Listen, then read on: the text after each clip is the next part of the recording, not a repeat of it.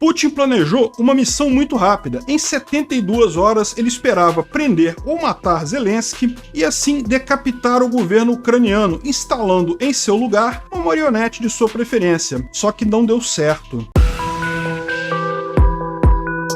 Esse é o Visão Libertária, sua fonte de informações descentralizadas e distribuídas. Mais ou menos um ano atrás, na madrugada do dia 24 de fevereiro de 2022, a Rússia lançou uma grande invasão da Ucrânia. Não foi o início dessa guerra. Isso aconteceu em 18 de fevereiro de 2014, quando a Rússia invadiu a Crimeia. Mas, dessa vez, não era apenas a tentativa de pegar alguns pedaços do território ucraniano. A Rússia queria tudo, ou pelo menos a maior parte. Foi um grande recrudescimento da invasão. O movimento foi absurdo do ponto de vista ético, do ponto de vista diplomático e econômico. Um absurdo ético porque não havia absolutamente nenhuma ameaça real da Ucrânia contra a Rússia. Foi uma invasão totalmente não provocada. Um absurdo diplomático porque isolou totalmente a Rússia no cenário mundial. Ficou claro para todos que a Rússia estava 100% errada e a Ucrânia 100% certa nesse conflito. Não tem como sair de um buraco diplomático deste tamanho.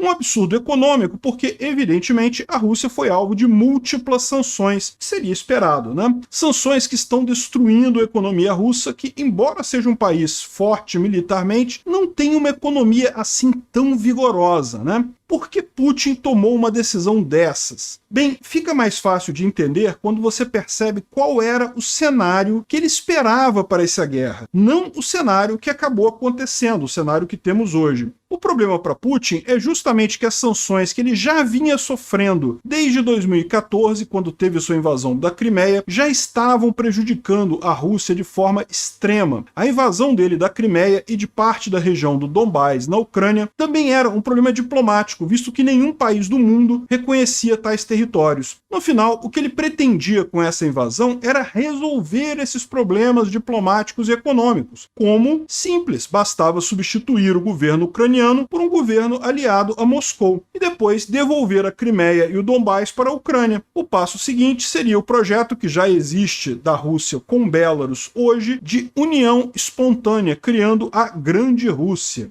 Desde que o governo ucraniano tivesse nas mãos de aliados do Putin, o resto se resolveria com o tempo facilmente. O plano principal do Putin era mesmo a conquista em 72 horas, consistia em um ataque amplo para desabilitar as defesas antiaéreas ucranianas, depois seria iniciado um grande ataque em 4 eixos principais, por terra, de norte em direção a Kiev, do oeste passando por Kharkiv indo em direção a Kiev também, do sul em direção a Kherson e dos territórios do Donbás em direção a Mariupol. Ao mesmo tempo, a tropa de elite paraquedista russa, os famosos VDV, seriam jogados sobre Hostomel, um grande aeroporto nos arredores de Kiev. A missão deles era tomar o aeroporto e estabelecer uma base segura ali. Depois, milhares de soldados russos seriam transportados via avião para esse aeroporto, ao passo que blindados e suprimentos seriam enviados em um grande comboio a partir da fronteira de Belarus. Ali, essas tropas deveriam preparar um cerco a Kiev para impedir a fuga de Zelensky e demais autoridades, enquanto tropas de serviços especiais disfarçadas iriam infiltrar os prédios públicos de Kiev e decapitar o governo ucraniano, seja matando Zelensky, seja fazendo dele prisioneiro, bem como o maior número de ministros e pessoas da alta administração. A ideia é que o governo ucraniano, sem comando e vendo suas fronteiras sendo assaltadas por tropas muito superiores à sua, assinaria uma rendição ou aceitaria um governo provisório com alguém próximo ao Kremlin, provavelmente Medvedchuk, o amigo ucraniano do Putin. Era um plano arriscado, mas perfeitamente factível na cabeça do Putin. E ele ainda tinha 2 alternativas. Se não conseguisse anular o Zelensky nas primeiras 72 horas, eles continuariam com o cerco a Kiev por mais um mês, na expectativa que o governo se rendesse ou fugisse para o exterior. E se nada disso desse certo, ele focaria o ataque em liberar a região de Donbás e fingir assim que a guerra havia sido um sucesso, porque tudo que eles queriam era liberar o Donbás do mesmo jeito. Só que o plano do Putin falhou miseravelmente. Não apenas o plano inicial de 72 horas, mas todas as alternativas também. E por que falhou? Bem, por uma combinação de 3 fatores. Primeiro, relatórios de inteligência falhos. Segundo, um excesso excesso de confiança na máquina de guerra russa. E terceiro, subestimaram a capacidade militar ucraniana. Relatórios da inteligência russa pintavam uma visão muito otimista da situação política na Ucrânia. Putin recebia reportes dizendo que a situação política do Zelensky era delicada, que o povo estava doido para se livrar dele. Boa parte do governo rejeitava sua liderança e aceitariam de bom grado a mudança para uma alternativa russa. Isso era simplesmente falso. Zelensky, de fato, enfrentava alguns problemas de popularidade, mas jamais os ucranianos aceitariam trocar ele por um governo alinhado à Rússia. O exército russo é sim muito poderoso nos números, mas suas últimas participações em conflitos reais não são assim tão animadoras. Só conseguiram domar a Chechênia devido à traição de Akhmad Kadyrov, o pai do palhaço do Kadyrov que conhecemos hoje. As intervenções na Geórgia e Síria só tiveram algum sucesso devido ao uso absurdo de artilharia, destruição completa de cidades, estratégias e equipamentos russos mesmo muito aquém do esperado. A corrupção endêmica no exército russo, associada à ausência de uso real da força militar, fizeram com que a Rússia se tornasse um urso de papel, muito potente nos números, desfiles militares muito impressionantes, mas no campo de batalha mesmo muito aquém do esperado. O exército ucraniano, ao contrário do russo, passou por uma verdadeira transformação de 2014 para cá. Modernizou suas armas e técnicas, treinou grande contingente de tropas em combates reais ali na região de Donbás, adotou uma postura mais similar à do Ocidente, com grupos mais independentes e capacidade de tomada de decisão em níveis mais baixos da hierarquia. Lutou diariamente contra a corrupção. 8 anos não seriam suficientes para solucionar todos os problemas do exército ucraniano, lógico, mas significaram uma mudança muito importante e que os russos não esperavam. Eles esperavam lutar contra aquele exército que eles conseguiram derrotar em 2014 na Crimeia e em parte do Donbás. E como é que isso deu errado? Bem, começou com a suposta destruição de toda a infraestrutura aérea ucraniana na madrugada do dia 24. De fato, os russos conseguiram destruir muita coisa, mas passou longe de destruir tudo. Eles esperavam conseguir a supremacia aérea na Ucrânia e não conseguiram em momento algum até hoje. Em nenhum momento nesse tempo todo, desde o dia 24 até agora, os russos puderam usar seus aviões de forma desimpedida no espaço aéreo ucraniano. A precisão dos mísseis russos deixou vários sistemas intactos, e a ação dos ucranianos movendo aviões e baterias antiaéreas impediu que todos fossem destruídos. Mas o maior golpe contrário aos russos no primeiro dia foram as tropas ucranianas em Hostomel. Lembra, pelo plano dos russos, eles precisavam se assegurar logo da posse de Hostomel para conseguir garantir a vinda de recursos por via aérea e das equipes especiais que deveriam chegar a Kiev rapidamente. Porém, os combatentes da elite da VDV russa foram surpreendidos com a ferocidade com que os ucranianos defenderam Hostomel, recapturando o aeroporto no mesmo dia 24. Com isso, os russos ficaram impedidos de desembarcar as muitas tropas programadas ali. De qualquer forma, reforços chegaram por via terrestre e no dia 25 de fevereiro, os russos tomaram o aeroporto. Só que esse pequeno intervalo de um dia de atraso permitiu que os ucranianos utilizassem artilharia para destruir a pista de pouso do aeroporto, frustrando o plano russo. Não dava mais para pousar grandes aviões ali. Era só um atraso, porque as tropas russas poderiam vir por terra, a partir de Belarus. Mas daí, as equipes de operação especial já não contavam mais com o fator surpresa. Se elas conseguissem chegar em Kiev ainda no dia 24, como estava planejado, poderiam encontrar as defesas da cidade e dos prédios públicos desprevenidas. Como chegaram só alguns dias depois, no dia 28, Kiev já estava preparada e não conseguiram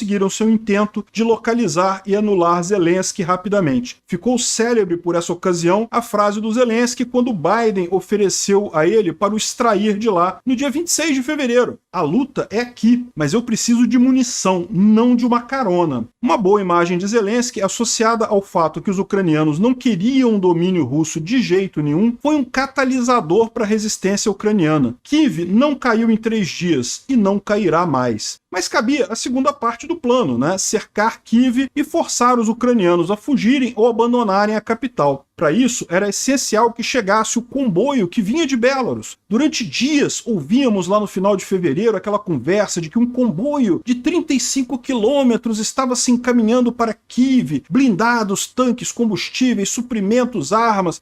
Quando esse comboio chegar em Kiev, o cerco à cidade seria inevitável e a Ucrânia vai perder a guerra. Pois é, mas novamente a qualidade do exército russo foi superestimada e a do exército ucraniano subestimada. O comboio teve vários problemas no caminho e os ucranianos se posicionaram em pontos-chave do trajeto para destruir grande parte desse comboio. 56 tanques foram destruídos apenas nos primeiros dias neste comboio, bem como inúmeros outros blindados e caminhões de logística. Os russos tentaram fechar o cerco de Kiev por mais de um mês, mas no dia 25 de março, anunciaram que fariam sua retirada do norte da Ucrânia. Os planos A e B haviam falhado. Restava a falha do plano C. É importante notar que, por óbvio, não foi nenhum gesto de boa vontade dos russos a sua saída do norte da Ucrânia. Eles haviam sido destruídos ali, estavam sendo pressionados pelas tropas ucranianas. Mais dia, menos dia, seriam expulsos de qualquer forma. Os comandantes russos apenas foram espertos em sair dali antes de perderem tudo, mas perderam quase tudo por ali. Suas melhores tropas, seus melhores tanques, tudo ficou pelo caminho. Com a saída dos russos do norte do país, foram revelados os terríveis crimes de guerra cometidos por eles em Bucha e Irpin. Uma visão realmente triste. Mas a desastrada campanha no norte não foi a única falha russa nesse primeiro mês de guerra. O avanço em Mykolaiv também foi barrado logo no início e depois forçado a recuar até Kherson. Os russos planejavam tomar Mykolaiv para, a partir dali, chegarem a Odessa, mas nunca conseguiram de fato entrar na cidade. Acabaram tendo que recuar vários quilômetros. No mar, no primeiro dia de guerra, viu a resposta icônica dos marinheiros da Ilha da Serpente, quando Moskva, então o principal navio da frota russa no Mar Negro, deu um ultimato para os marinheiros ucranianos nessa pequena ilha. Eles responderam: navio russo, vai se fuder. Quem diria que estavam prevendo o futuro? Pouco mais de um mês depois, o navio Moskva seria afundado por torpedos ucranianos. Os russos decidiram, então, no final de março, focar todo o seu poder ofensivo apenas na região de Donbás. Já seria o prêmio de consolação, já que não resolveria nenhum dos problemas que o Putin queria resolver com essa guerra. Mas seria algo que ele poderia dizer como uma vitória, tomar totalmente o Donbás. O mês de abril seria usado para o reagrupamento e planejamento da ofensiva, mas, de fato, os russos começaram abril com boas notícias. Depois de um mês tentando, no dia 1º de abril, eles conseguiram tomar a cidade de Izium, que permitia a passagem pelo rio Sivier-Donetsk, e a partir dali ataques a duas grandes cidades do Oblast, ou estado de Donetsk, Sloviansk e Kramatorsk. Mas a grande surpresa de abril aconteceria no dia 14. Os ucranianos utilizaram um míssil de fabricação interna, o Neptune, para atingir o Moskva, o principal navio russo na região. O Moskva pegou fogo e acabou afundando no Mar Negro, no que foi talvez o mais duro golpe sofrido pela marinha russa de um país que não tem marinha funcional. A Ucrânia não tinha mais nada. Os russos negaram o ataque, disseram que foi um acidente, que foi o Dmitry fumando no compartimento de munição, mas as peças todas se encaixam.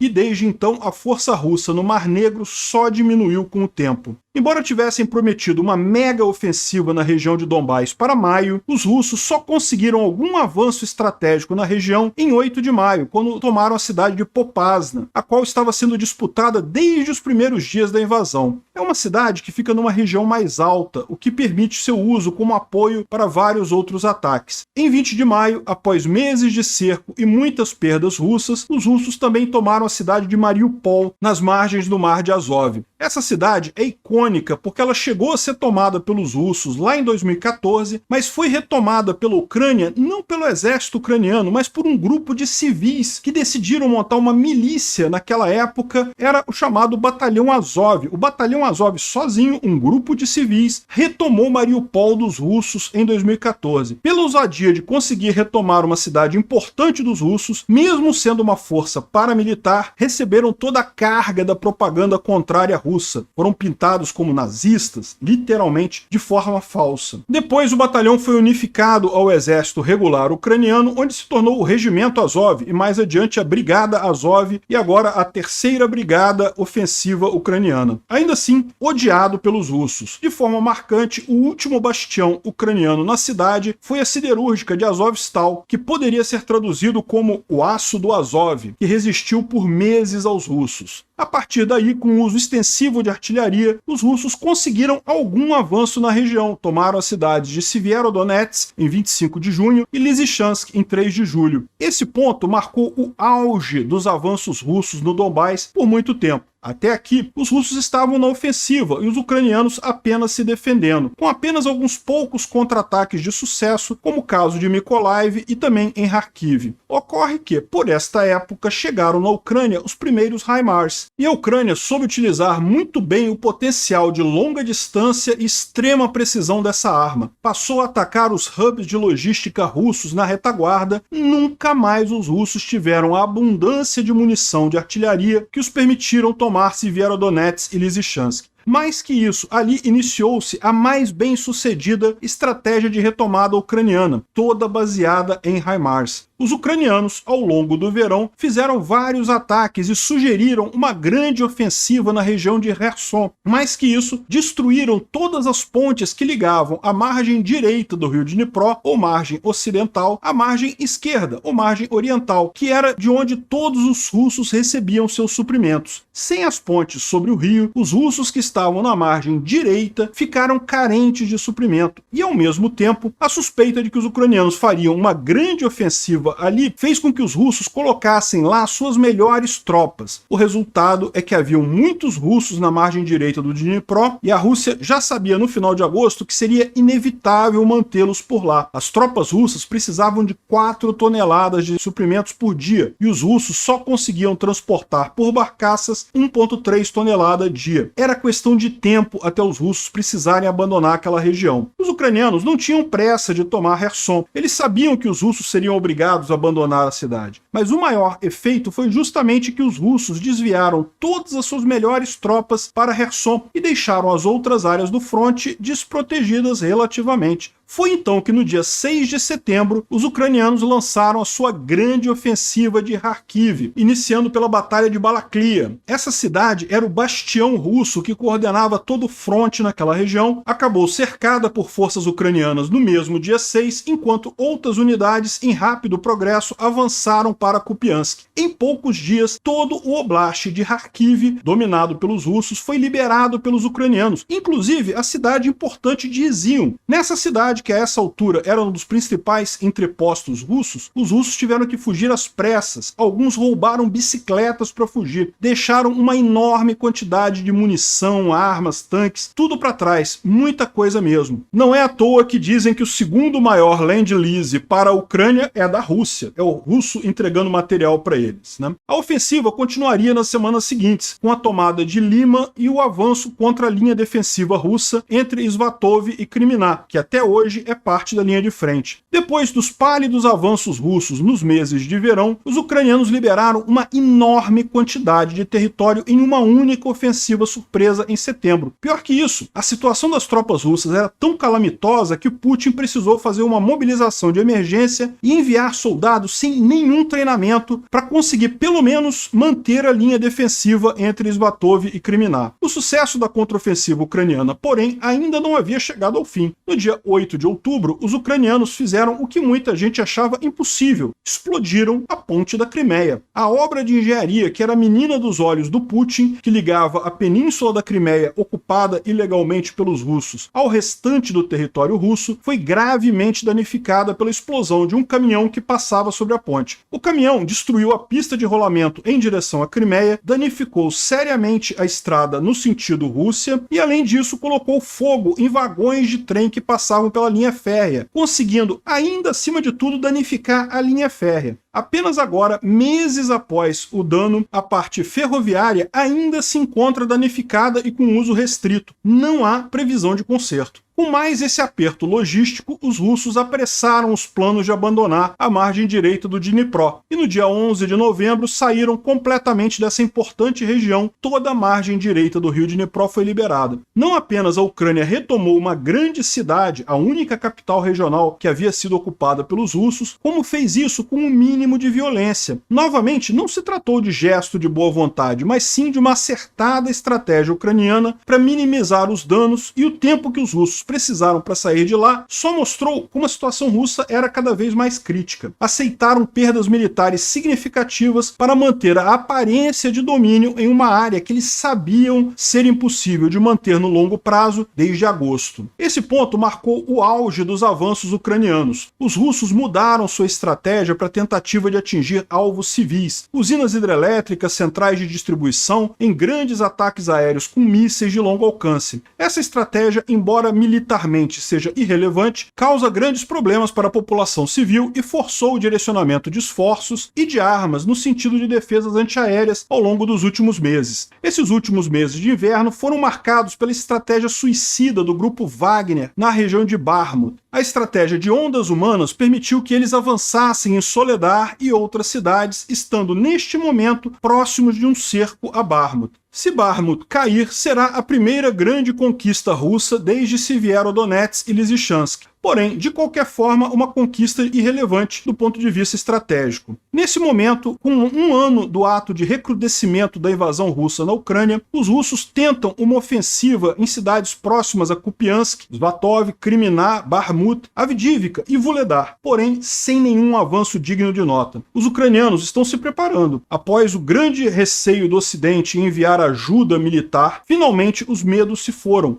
Muitos tanques estão chegando, outros tipos de blindado também, drones diversos, mísseis de longo alcance, até aviões de guerra estão sendo cogitados. Tudo indica que veremos em algum ponto da primavera ou verão de 2023 uma grande ofensiva ucraniana que pode ser a última, retomando todos os territórios ilegalmente ocupados pelos russos, inclusive na Crimeia. Ainda é impossível dizer se isso acontecerá ou não esse ano, mas o que é possível concluir aqui é que a Rússia já perdeu essa guerra. E perdeu ela nos primeiros dias, quando falhou em fazer o cerco a Kiev e derrubar o governo. Essa era a única possibilidade do Putin se sair vitorioso. Agora, mesmo que ganhe território, mesmo que consiga alguma desculpa para se dizer ganhador dessa guerra, nada esconde mais a ruína econômica, diplomática e ética da Rússia. Vão ser necessárias gerações para que os russos assimilem o tamanho dessa derrota. A Ucrânia está destruída pela guerra, é um fato. Mas não tenha dúvida, no final ela será aceita na União Europeia e na OTAN, e terá um plano Marshall para sua reconstrução. Em poucos anos estará como tantos outros países europeus ex-soviéticos, muito melhor do que antes da guerra. Na Rússia, a história será outra. Incrível pensar como um estado ditatorial pode permitir que decisões idiotas de um velho mal informado condenem gerações do seu povo a sofrer sem absolutamente nenhuma justificativa. Obrigado por sua audiência. Esse artigo foi sugerido e escrito por Peter Turguniev, revisado por JJ Liver e narrado por mim de novo, Peter Turguniev. Se você gostou desse vídeo, clique no ícone de curtir abaixo e compartilhe o vídeo em sua rede social. Se você deseja ser notificado de outros vídeos, clique em se inscrever e depois no ícone da campainha. Até a próxima!